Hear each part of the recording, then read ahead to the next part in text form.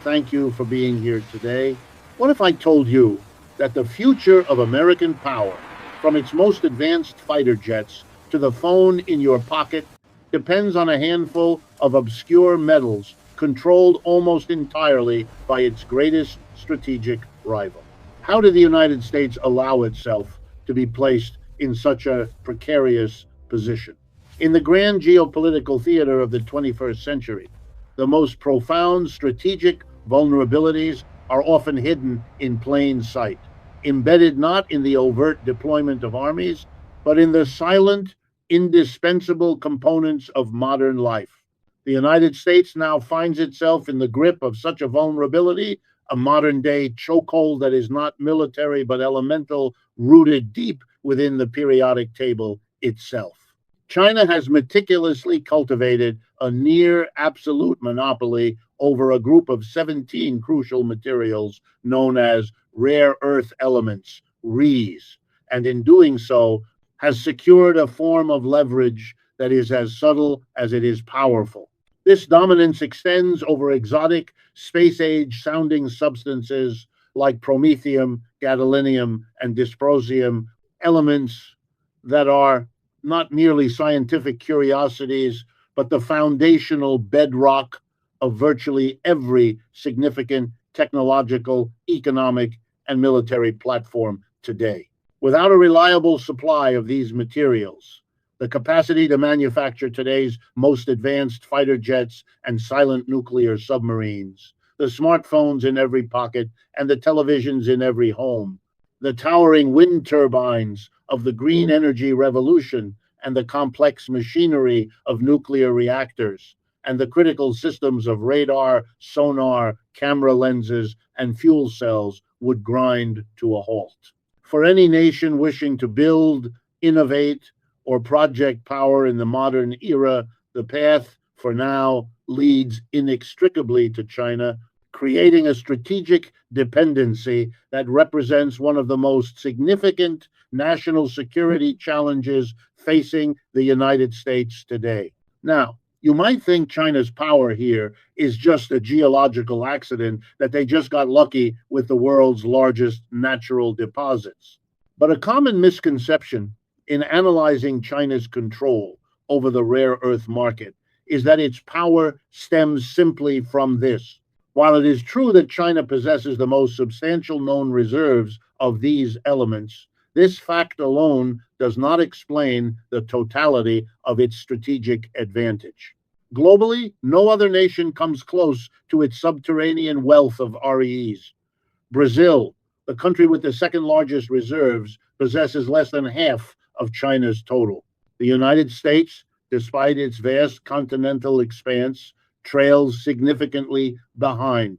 To place this resource inequality into a stark strategic context, if the United States were to attempt to match China's annual mining output, it would completely exhaust its own known domestic reserves in well under a decade. Such a scenario would be catastrophic for long term strategic planning, effectively signaling an end to American self sufficiency in the production of critical defense systems like fighter jets and other advanced platforms within a 10-year horizon. However, the true locus of China's dominance, the masterstroke of its long term strategy, lies not in what it pulls from the ground, but in its unparalleled mastery over the far more complex and arduous task of processing.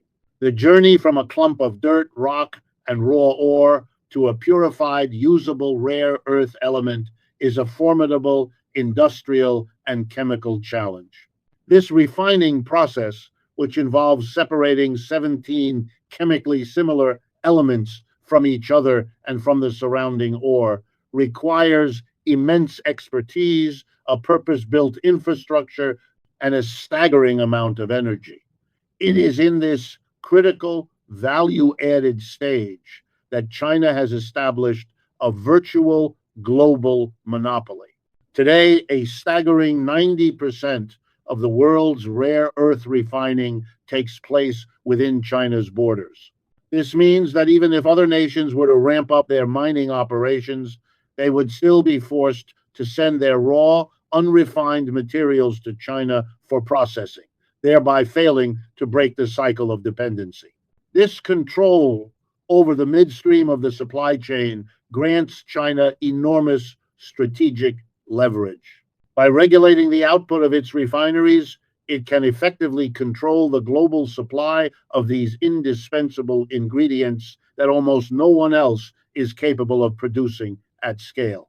It is this critical vulnerability that fuels the urgent calls within the United States to reshore the manufacturing of semiconductors, computers, and other downstream products. While building domestic factories for these goods is a vital step, it remains a partial solution as long as the foundational materials for those products are sourced from a strategic competitor. The United States is now engaged in a desperate race to play catch up, a race it is decades behind in, prompting the critical question of how exactly China managed to win the rare earth competition so decisively. So, how did China get here? Their journey to preeminence began with a foundational insight that its competitors, including the United States, were slow to grasp, recognizing that there was a race worth running in the first place. The primary and most valuable application of rare earth elements is in the creation of powerful permanent magnets. These are not the simple iron magnets found on a refrigerator. They are technological marvels, many times stronger, often 10 to 15 fold than their conventional counterparts. The strategic importance of these magnets cannot be overstated. They are the quiet, invisible muscles that animate the modern technological world. In an electric motor, for instance, the powerful magnetic fields they generate are what create efficient, continuous rotation. When engineered to be strong enough, they can levitate a multi ton maglev train above its tracks. When made small enough, their incredible power density allows for the unprecedented miniaturization of electronics, enabling more and more computational power to be packed into devices like smartphones. This combination of immense strength and compact size is the very definition of efficiency. Suddenly, with rare earth magnets, a wind turbine can be made to spin and generate electricity with less wind. An electric vehicle can travel farther on a single charge. A guided missile can be lighter, faster, and more maneuverable. It is these remarkable components that make modern, increasingly miniaturized technology possible. They are what make clean and green energy technologies viable at a global scale. And most critically, from a national security perspective, they are what make the world's most powerful military technology possible. From the precise actuators in a drone's camera gimbal to the power systems of a naval destroyer, rare earth magnets are ubiquitous and irreplaceable. China's early recognition of this fundamental truth, while the West was still focused on older industrial paradigms, gave it the crucial head start it needed to corner the market on the invisible engines of the future. It's one thing to have this kind of leverage, but China isn't just sitting on it. They've shown a clear willingness to use it as a tool of statecraft, which brings us to the profound implications this has for American national security. Beijing has already implemented and expanded strict export controls on a range of rare earth elements and their associated technologies, giving it the power to pick and choose which countries receive access to these vital materials. This ability to selectively restrict supply transforms a commercial advantage into a potent geopolitical weapon. Examining the specific military applications of some of these controlled elements reveals the depth of the strategic vulnerability. Consider samarium, a critical component of samarium cobalt magnets. These magnets are prized for their extraordinary reliability at high temperatures, making them indispensable in environments where failure is not an option. One might find them in the sophisticated missile guidance system of a hypersonic weapon or within the searing heat of an F 35 jet engine. The dependence on a potential adversary for such a critical component is a glaring weakness that both Chinese and American military planners are keenly aware of. Or take terbium, another controlled element. For a United States Marine conducting a nighttime raid, terbium is a crucial element in their night vision goggles, where it is used to convert invisible infrared light into a visible image. The capacity for night operations, a cornerstone of American military superiority, is thus directly tied to a material controlled by its primary strategic competitor.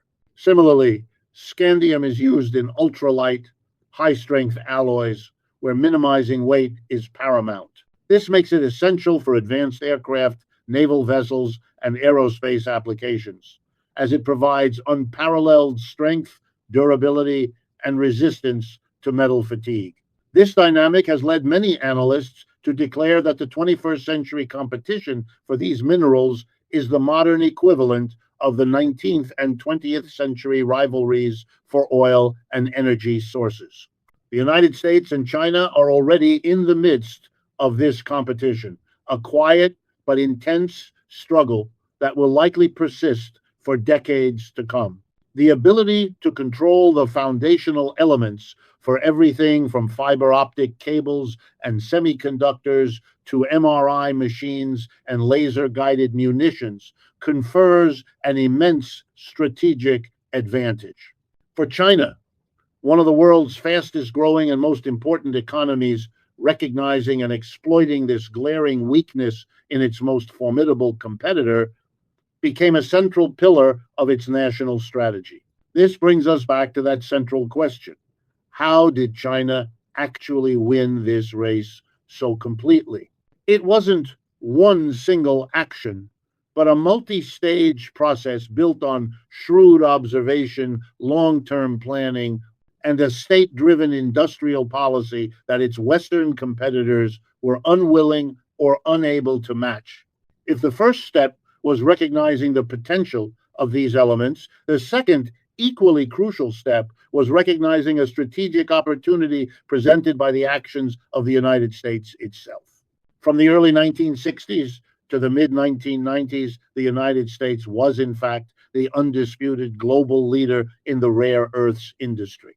The Mountain Pass mine in California was the world's primary source, and American companies led in both mining and processing technologies.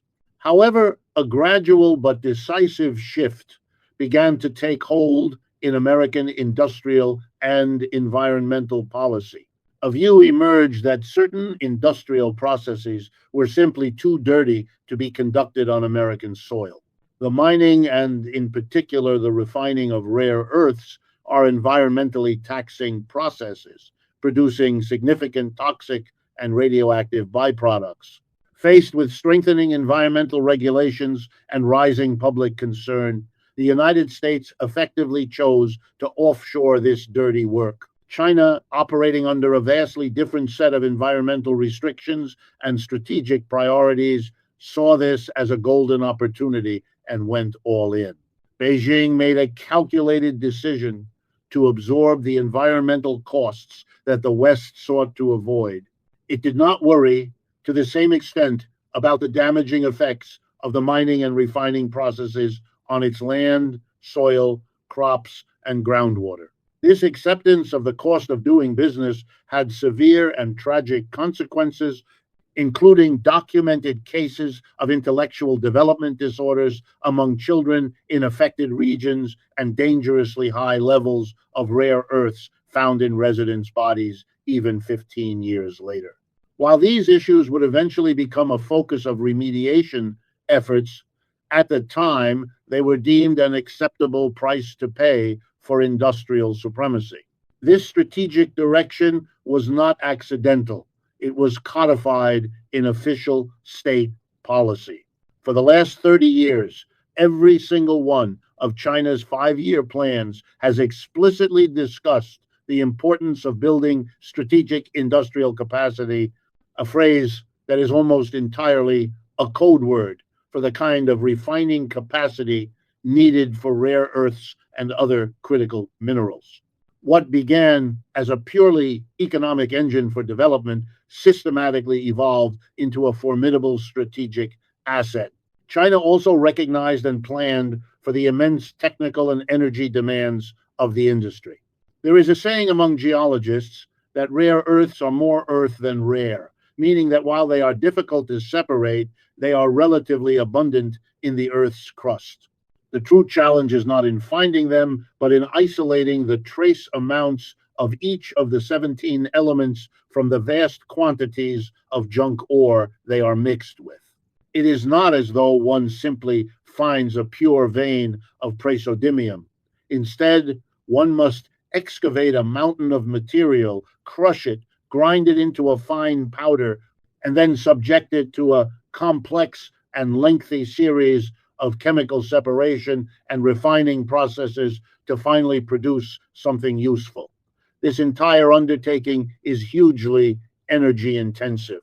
For context, the separation and refining of rare earths requires 9 to 13 times as much electrical power as simply mining them out of the ground.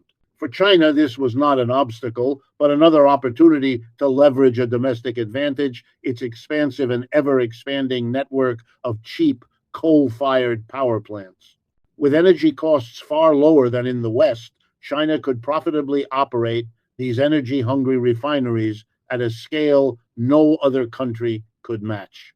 Finally, this entire industrial ecosystem was built and nurtured by the massive top down intervention of the Chinese state. The government built the industry from nothing, providing land, extensive research funding, subsidies, low interest loans, and tax credits. The state also played a direct and active role in constructing the necessary infrastructure. The rare earth industry is not only energy intensive, but also water intensive, and it requires robust transportation networks to move massive quantities of ore and refined products. The Chinese state built the power grids, the water pipelines, and the railways that made the industry possible, a level of coordinated state capitalism that Western free market systems could not replicate. But China's strategy went beyond just physical infrastructure and financial investment. It extended to controlling the most valuable resource of all, human capital. Recognizing that expertise was a key vector for technological diffusion, Beijing developed a series of rules designed to keep its top talent within its borders. The Chinese government has essentially banned its nationals from working on rare earth projects anywhere else in the world without obtaining explicit authorization. This policy is a clear and effective method of locking down any potential leakage of proprietary technology or human capabilities, ensuring that the critical knowledge base for this industry remains a closely guarded national asset. This strategic control over human capital presents a huge and growing problem for the United States, which faces an impending crisis in its own mining and engineering workforce. According to one Washington think tank, more than 50% of the current domestic mining workforce in the U.S. will need to be retired and replaced by the year 2029. This represents an overwhelming challenge, especially when contrasted with the anemic pipeline of new talent. In the year 2020, American universities awarded a mere 327 degrees in mining and mineral engineering. This stark figure pales in comparison to the situation in China, where just one academic program at one university boasts 1,000 undergraduate and 500 graduate students specializing in this field alone. The contrast could not be more dramatic. While China is mass producing a new generation of highly skilled engineers and metallurgists to further entrench its dominance, the United States is facing a demographic collapse in the very fields it needs to revive, to even begin competing. So, what is the net result of this all in, hyper competitive, and state directed approach? It's the achievement of complete top down dominance over the entire rare earth supply chain. This control is not limited to one segment of the market, but extends from the mine to the final manufactured product. An analysis of global market share reveals the staggering scale of this mastery.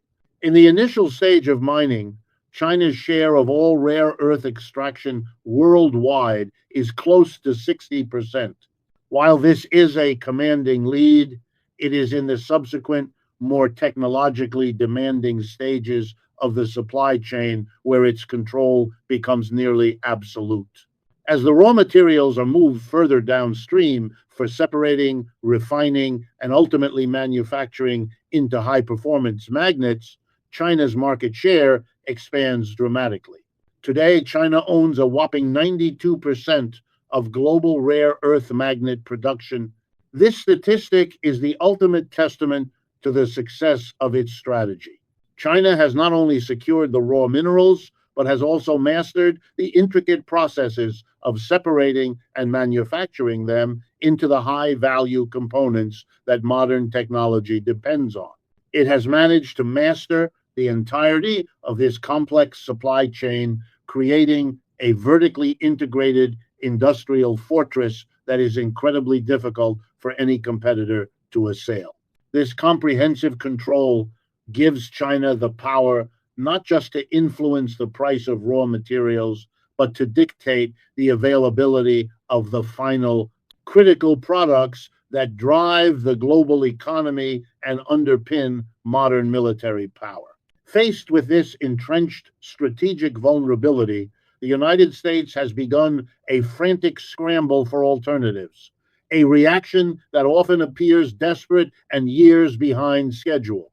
American and Allied stockpiles of rare earths do exist, but they are finite and would be depleted relatively quickly in the event of a major supply disruption from China.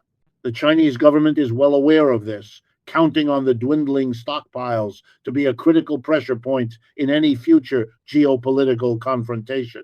This critical weakness has not gone unnoticed at the highest levels of the U.S. government, though the proposed solutions have at times been unconventional.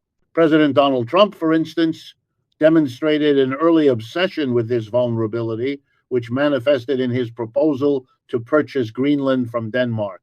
The logic, though crudely expressed, was strategically sound. Greenland possesses some of the world's largest undeveloped rare earth deposits. When the purchase was rebuffed, the suggestion was even floated to simply take the territory, a clear indication of the perceived gravity of the situation. This same strategic imperative was evident in his insistence that American involvement in Ukraine come with mineral deal strings attached, specifically demanding access to Ukraine's significant rare earth deposits. Yet, even as the United States begins its reactive search for advantages abroad, it finds that China has a years long head start. China's global strategy has been proactive, not reactive, best exemplified by its monumental Belt and Road Initiative, BRI. This massive, multi-trillion-dollar infrastructure project spanning the entire eastern half of the world involves building railroads, pipelines, ports, and shipping lanes to extend Chinese economic and political influence. While its largest expenditure has been in the energy sector, mining comes in a close second. Since the year 2013, China has pumped over $96 billion into the global mining industry through the BRI. Last year, in 2024, this investment hit an all-time high with $12.6 billion funneled into mining projects. Through this initiative, China has not only maximized the output from its own natural abundance of rare earths, but has also managed to increasingly tap into the rest of the world's capacity. It is actively sourcing raw materials from Africa, Latin America, and the rest of Asia, often in exchange for infrastructure development, locking up future supply chains before its competitors can even get a foothold. This frantic scramble is born from a chilling realization of the tangible day-to-day consequences this dependency could trigger. The threat is not abstract. It is a ticking clock for America's industrial base. Imagine a scenario where, in a moment of geopolitical crisis over Taiwan or the South China Sea, Beijing decides to halt all rare earth exports to the United States. Instantly, production lines for the F 35 Lightning II fighter jet, the Tomahawk cruise missile, and the Navy's Aegis combat system would face catastrophic bottlenecks. These are not just weapons, they are the pillars of American power projection, and their assembly relies on a steady stream of Chinese processed neodymium, terbium, and dysprosium for their advanced guidance systems, sensors, and actuators. The Pentagon's ability to produce and replenish critical military hardware in a conflict would be severely degraded, tipping the scales of power in the Indo Pacific. Simultaneously, America's green energy transition, a cornerstone of its climate and economic policy, would be stopped in its tracks. The giant wind turbines that require hundreds of kilograms of rare earth magnets per unit and the millions of electric vehicles needed to meet climate goals would become impossible to build at scale. This dual pronged vulnerability, striking at the heart of both national security and economic future, makes breaking the chokehold a matter of paramount urgency. However, the path to independence is not a sprint. It is a multi generational marathon fraught with immense obstacles. Simply deciding to reshore mining is a gross oversimplification of the challenge. In the United States, bringing a new mine from discovery to full production can take more than a decade due to complex and necessary environmental reviews and permitting processes. The capital investment required is measured in the billions, not just for the mine itself, but for the even more costly and technologically complex refineries needed to process the ore facilities that currently do not exist in the West at any significant scale. Furthermore, even with the mines and refineries, a whole industrial ecosystem must be resurrected. This includes the downstream metallurgists and manufacturers capable of converting refined rare earth oxides into high purity metals, then into specialized alloys, and finally into the precisely engineered magnets and components that industry needs. This entire value chain, which has systematically atrophied in the US over 30 years, cannot be rebuilt overnight. It demands a level of national resolve and industrial policy that runs counter to decades of free market orthodoxy. A realistic strategy, therefore, must be a comprehensive, multi pronged national endeavor. It must involve deepening strategic alliances with friendly nations rich in resources like Australia and Canada to build a secure, parallel supply chain. It requires massive public and private investment in next generation materials science, both to develop advanced recycling techniques that create a circular economy for rare earths and, crucially, to research and design new technologies that are less dependent on or entirely free of these critical elements. Anything less than this full spectrum effort amounts to little more than rearranging deck chairs on a strategically sinking ship. Ultimately, the complex web of dependencies that China has woven is not something that can be undone at the snap of a finger or with the signing of a single executive order. The desire within the United States to reduce interdependence and mitigate these profound vulnerabilities is strong. But the practical path to achieving that goal is long, costly, and fraught with challenges. The U.S. is now attempting to warp speed the development of its domestic capabilities, from mining to refining to magnet manufacturing, but it is doing so 15 years after China first demonstrated its willingness to use rare earths as a political weapon, providing a wake-up call that was largely ignored. The situation today remains what it has been for years: a strategic chokehold on America, meticulously engineered and patiently executed by its primary global competitor. It is a vulnerability that touches every aspect of American economic vitality, technological innovation, and national security. Breaking this chokehold will require a national commitment on a scale not seen in generations, a concerted effort involving massive investment, a revitalization of industrial and engineering education, and a sophisticated diplomatic and economic strategy to build new, resilient supply chains with trusted allies. Until that is achieved, the United States will continue to operate with a foundational weakness, a silent dependency on a rival's goodwill for the elemental building blocks of its power.